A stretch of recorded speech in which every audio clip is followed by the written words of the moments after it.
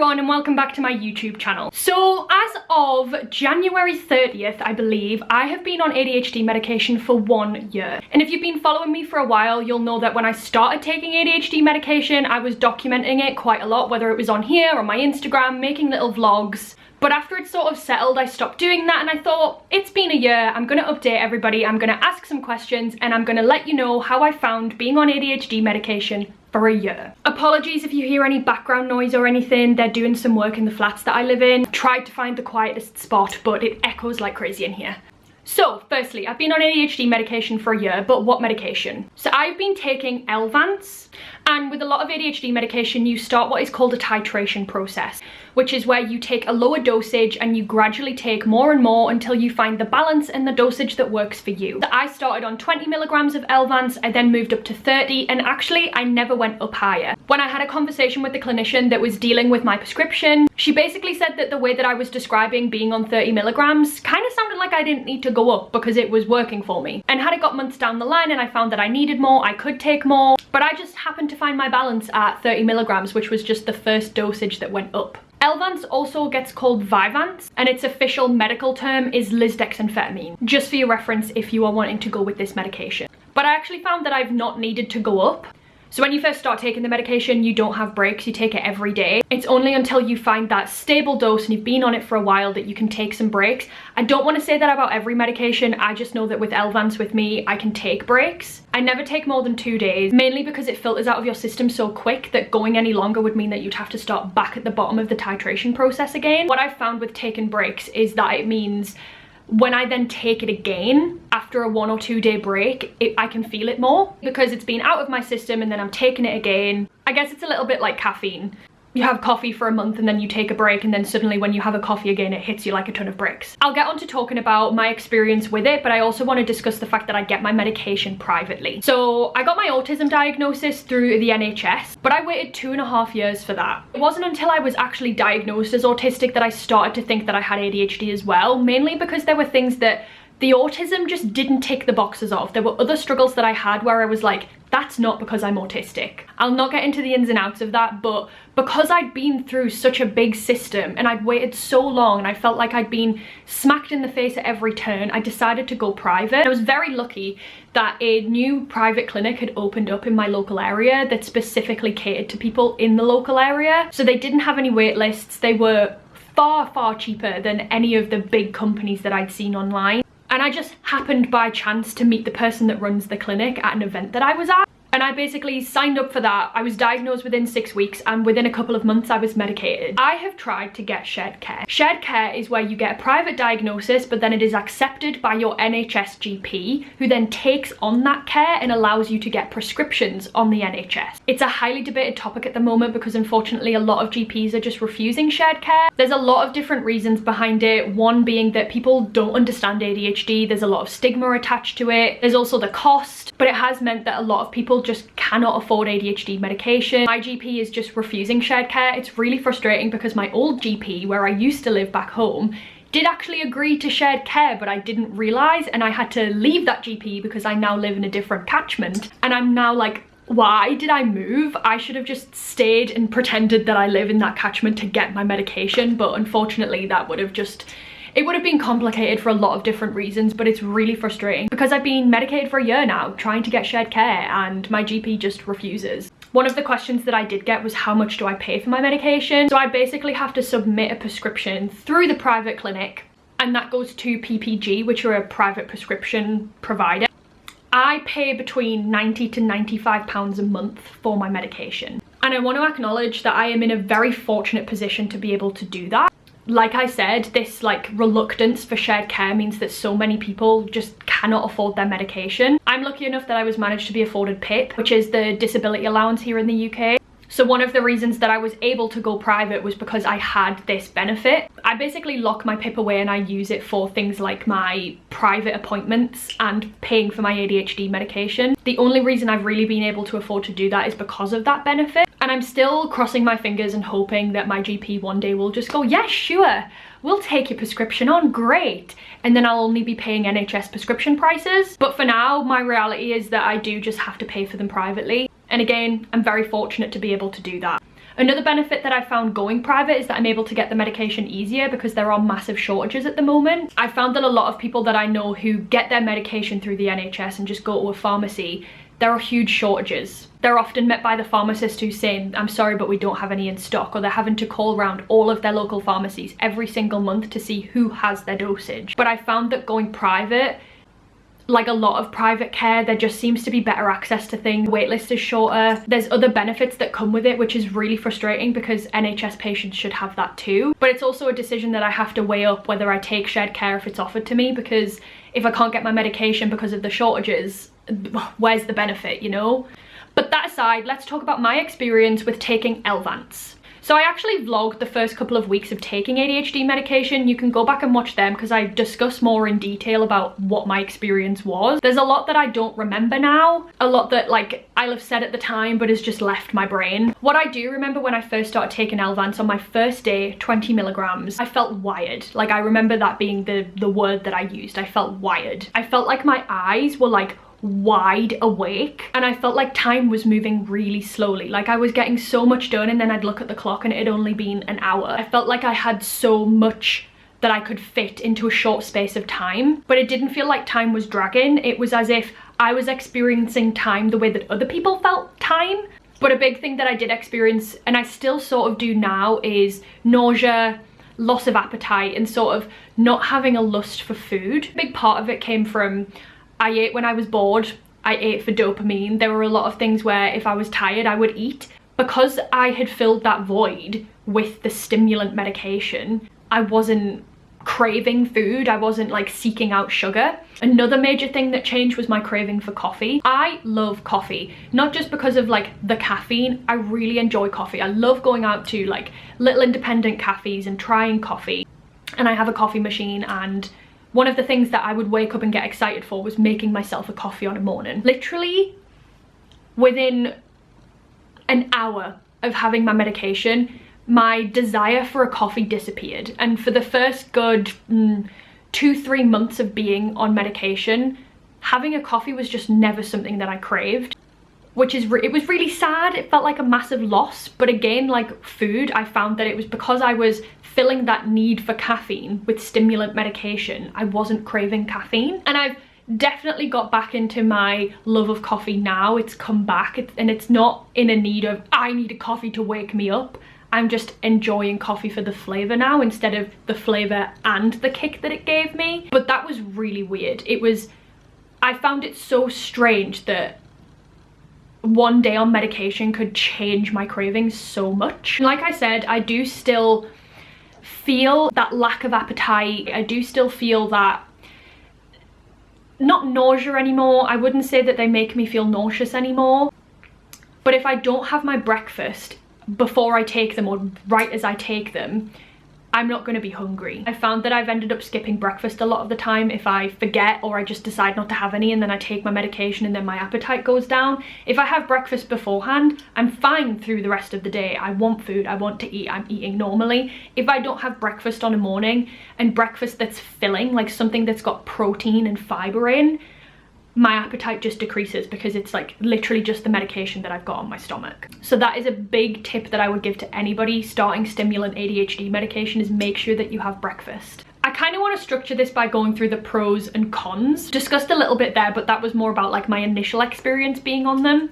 I want to go through the pros and cons now that I've been on them for a year. And I was doing this list and I was like, wow, I have so many more cons on here than pros, but I've realized that the pros that I have are quite big, weighty things that impact so much of my life, whereas the cons are like small things, like sometimes I don't want to eat, or like I've lost my appetite for coffee kind of thing, whereas the pros are a lot more weighty. So I was thinking when I was making this video, maybe I've just not sat and thought about these medications, and like maybe it doesn't work for me. It does. I just needed to not look at the numbers but look at the weight behind the pros and cons. So firstly, a big pro is my energy. Like I said, when I first started taking them, I felt like my eyes were like wide open. I don't necessarily feel like that anymore, but I can tell the difference when I take my medication. Within about an hour or two, I'm like wide awake and ready to go. It gives me energy. Say it takes about an hour for my meds to fully kick in and then 2 hours for me to feel like I'm settled, because the first hour can feel a little bit like a buzz. Then the second hour it starts to know, you know, like it feels like more of a balance throughout the day. But a con on the other hand is that on the days where I don't take them, so if I have a day or two rest, I feel really tired. And those are the days where I'll have a caffeinated coffee, because you can't have caffeine on your stimulant medication. You can, they just advise you not to, because if you're having caffeine, another stimulant, you're not going to feel the benefit of your medication. So especially when you're going through the titration process, do not have caffeine. But I find that, you know, if you're reaching for caffeine when you're on your medication, you probably need to up your dose. I'm not a medical professional, but... So on the days where I don't have my medication, I do feel really tired, and that can be frustrating, but I tend to time it around a day where I know that I just want to be in the house not doing anything.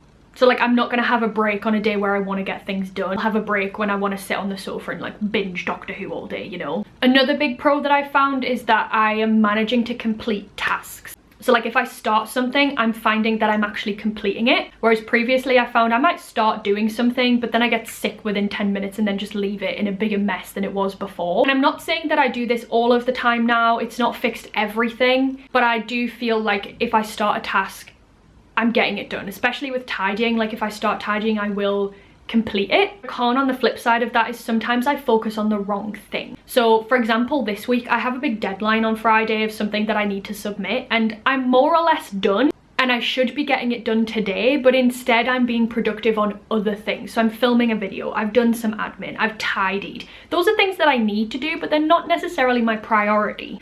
So sometimes I prioritize the wrong things and like hyper focus on them because I've got the energy and motivation to do them, but I'm still putting off doing other things. Like it hasn't gotten rid of those kind of habits, and I can focus on the wrong thing. It's not really that big of a deal. I think that would have a bigger impact on me if I was like at uni. Shh, alarm. But I have noticed, but that's definitely something that I've noticed. An important thing to remember about ADHD medication is that it's not a one fix all button. Is that the one fix all button that fixes it all? One button fixes it all. You know what I mean. Also need to be implementing other strategies. Like you now have that focus, but you need to understand your priorities so that you're not focusing on the wrong thing. There are other things that you need to be aware of. It's not just going to, you know, change your brain completely and get rid of all of these habits that you've had, or suddenly just get rid of your executive dysfunction. I kind of wish that I had more top tips about that, but I'm still figuring it out myself. Like I'm not an expert. This is just my experience, and I do focus on the wrong things sometimes. Another downside that I've got is that I have to have decaf coffee, and decaf coffee, companies just do not put the effort into making them as delicious as their caffeinated coffee. So it's really frustrating. Like if I fancy a coffee, but I need to take my meds and I have to have decaf, I'm just always disappointed because it's just not as nice. It's really, really annoying. But that's sort of it for the pros and cons. I feel like I should have more pros, but they're more big, like big things, instead of it being like, oh, like coffee and whatever. I have more energy. I feel like I'm doing more, and that has a massive wider impact on my life. Like I am getting up, like if I have my medication, within an hour I want to be getting up and doing things. Like I'm actually getting stuff done. I now have a co-working office space that I go and work in, and I can be there for hours, like all day working, which is something that I previously really struggled with. Like they have got me up, and I have been combating a lot of struggles that I have had. So overall, the positives outweigh the negatives, even though in numbers they might not, but the feeling that I have being on medication and feeling like I'm achieving things far out trumps that. Sorry. I'm now going to get onto the questions that I asked you guys on my Instagram. Someone asked, do I have any struggles from a year ago that are still present now? So I sort of touched on the fact that I can still struggle with food, and I kind of think that is the main one. I don't think that I've had anything massively negative come from being on these meds. I mean, a lot of people start on one type of medication and it doesn't work for them, and they have to go on titration on a different kind of medication. I think I've been lucky that I worked well with Elvance. It's worked well for me. And maybe there are things that I mentioned previously a year ago that I've forgotten about, that I still struggle with now, but they're not big enough for me to even think about, you know? I think even if there are certain negatives that come with it, I still feel like I'm having more of a positive experience with life than before I was taking them. And someone asked if my cycle affects the effectiveness of my medication. There aren't a wide range of studies on this, but it has sort of been proven that your menstrual cycle can affect the effectiveness of your medication. I'm actually on the mini pill with no breaks, so I don't have a period, mainly because I can't cope with them sensory wise. So I actually don't really know where I am in my cycle. I don't like using those tracking apps. I just find them completely useless. But there was a time where I did come on my period because I wasn't taking my pill at the correct time. And I did really notice that I felt more groggy. I didn't feel like they made me more awake. I didn't have that sharpness, that focus that they usually gave me. Didn't put two and two together until I had one of my like routine appointments with my clinician, who mentioned like, where are you in your cycle? And I was like, oh, that's funny, like for the past 2 months or so I have had a period because I accidentally took my pills wrong. So I can't really say for certain because I haven't had that month on month, but there was a period of time where I do feel like it had an impact. A big question that came up was, do I feel like it's dulled my spark, or have I become more introverted?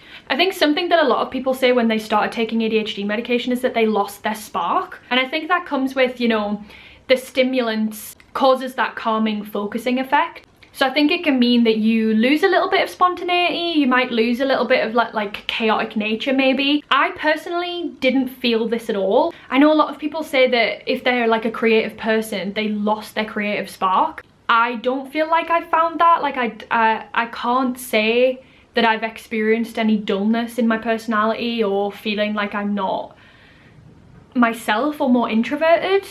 Do I think a little bit more before I speak? I don't know. I definitely noticed that when I first started taking them, people were saying, why are you talking so slow? And it's not something that I noticed in myself, but people online were saying, oh, you sound like you're talking slower. People in my life were like, oh yeah, you're definitely not talking as fast. So maybe, you know, that can also affect the way that you're perceived. And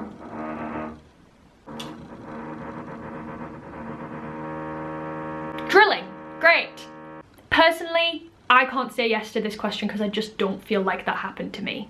People asked whether it impacted my forgetfulness. I'm still forgetful. I still, you know, have moments where I feel like I'm forgetting things. I don't think it's stopped me from being forgetful, but it's helped me remember that I'm forgetful, because I think a big problem with people with forgetfulness is that you forget things, so you don't realize you're going to forget things.